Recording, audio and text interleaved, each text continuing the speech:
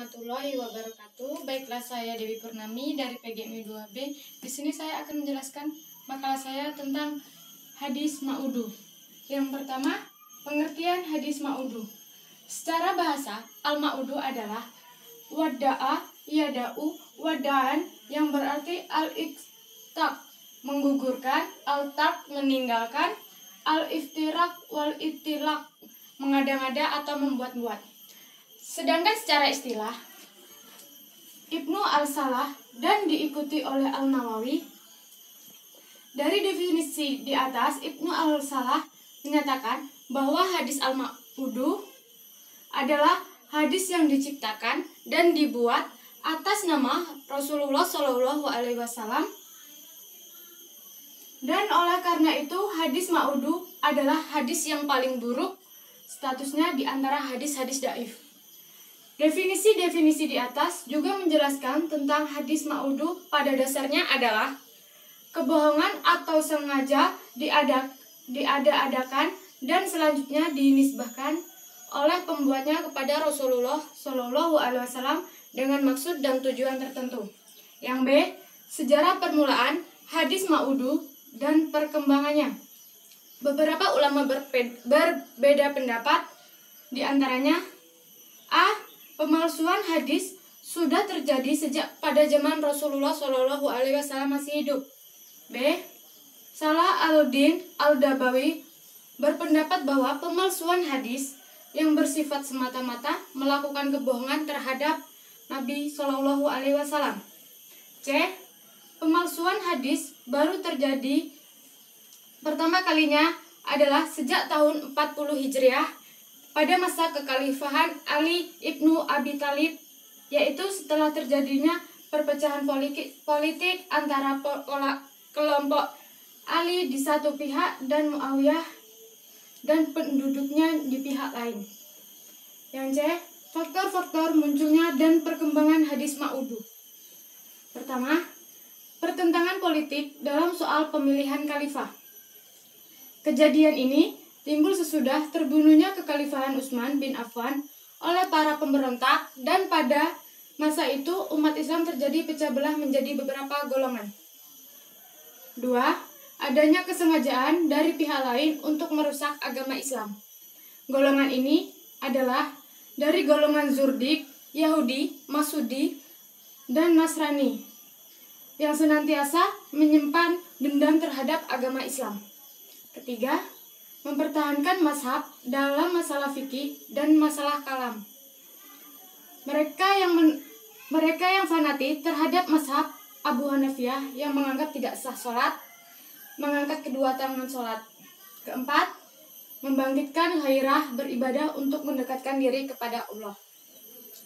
Mereka membuat hadis-hadis palsu dengan tujuan menarik orang yang lebih mendekatkan diri kepada Allah. Kelima, menjilat para pengusaha untuk mencari kedudukan atau hadiah. Seperti kisah Ghaiyas bin Ibrahim An-Nakah yang datang kepada Amirul Mukminin Al-Mahdi yang sedang bermain merpati. D, ciri kriteria syarat hadis sahih dan hadis hasan. Ciri-ciri hadis sahih. 1. Diriwayatkan oleh perawinya hadis yang jujur, terpercaya, dan pengalaman agamanya banyak. B, para perawi yang terdekat dalam sanad harus sejaman. C, rangkaian sebuah perawinya yang dalam sanad itu haruslah bersambung mulai dari perawi pertama hingga perawi terakhir. D, para perawinya harus terdiri dari orang-orang yang kenal sigot dalam arti adil. Syarat hadis sahih. A, sanadnya bersambung. B, perawinya bersifat adil. C, perawinya bersifat dobit atau bisa disebut dengan daya ingat yang kuat. D, tidak syad atau tidak bertentangan. E, tidak berilat, tidak cacat. Ciri-ciri hadis hasan. Sama dengan hadis sahih, perbedaannya hanyalah terletak pada sisi kedabitnya, yaitu hadis sahih lebih sempurna kedabitnya dibandingkan hadis hasan. Syarat hadis hasan. Yang pertama, sanadnya bersambung. Kedua, perawinya adil, lebih rendah dari hadis sahih. 3. Diobit. Keempat, tidak ada iklat. Kelima, tidak ada syud. Yang kitab-kitab yang menghimpun hadis ma'udu. Yang pertama, kitab Al-Mabda. Kedua, kitab Ahwalun Yaumil Qiyamah. Ketiga, kitab-kitab Asrar Wasirul Iksar.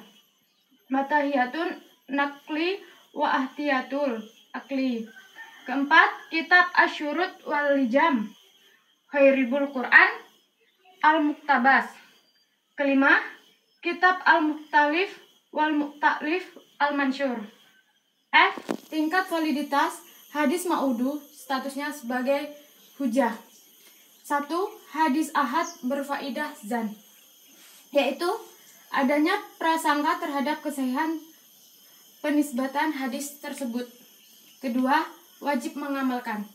Allah Subhanahu wa taala berfirman yang berbunyi, "Wa ma lahum bihi min ilm yannabi'una illa dzan wa inna dzanna la yuhni minal haqqi syai'a," yang artinya, dan mereka tidak mempunyai ilmu tentang itu, mereka tidak lain hanyalah mengikuti dugaan, dan sesungguhnya dugaan itu tidak berfaedah sedikit pun terhadap kebenaran. Quran Surat An-Najm ayat 28. Mungkin cukup itu yang dapat saya sampaikan. Saya akhiri. Wassalamualaikum warahmatullahi wabarakatuh.